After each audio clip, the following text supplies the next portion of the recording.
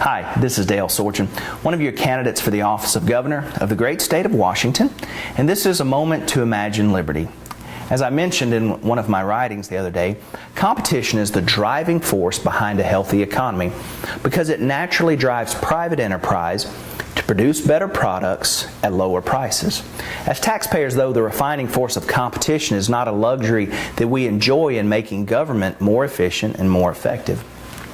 There is, however, a great and powerful competitive force that does have the power to refine our governments at all levels and to make them models of efficiency. That power is the free and open competition between states.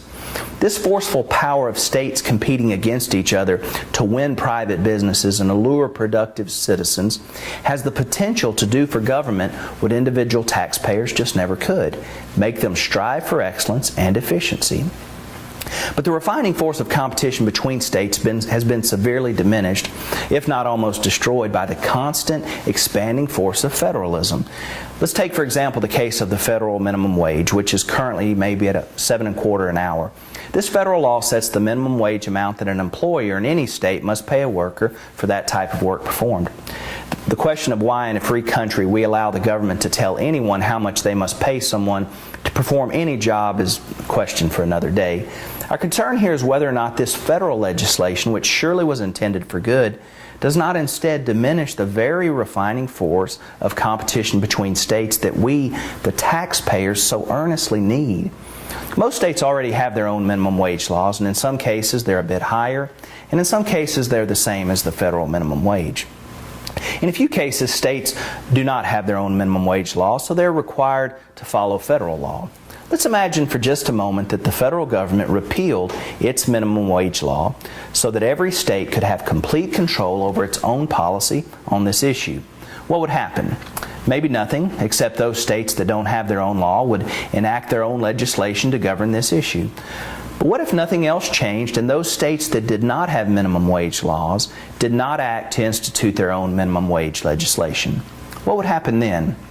I suspect that almost immediately businesses of all kinds would begin to move to those states because they would know that they would be free to pay workers what the worker would take for the job, not what they were forced to pay for by the government.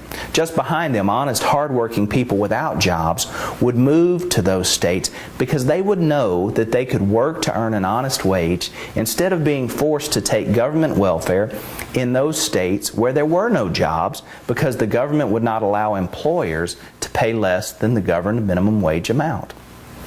Prices for all things in those states, including food and housing, would adjust in those states because that is what the driving force of competition does in the private sector, and people would live just as well even though they might earn less. Other state governments would begin to notice their revenue beginning to decrease as they lost productive business and productive citizens to these other states, so they'd be forced to evaluate their own efficiency and effectiveness. And so the force of competition would begin its refining work to make our governments what we had always hoped that they would be.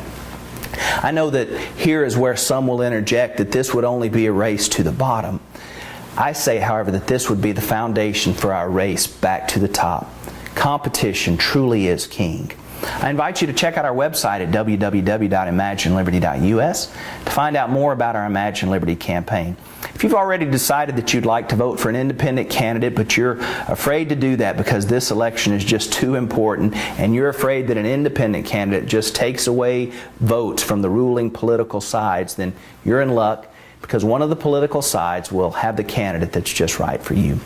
But if you're willing, I would like to invite you to join us this year to break the cycle and have the courage to think independent.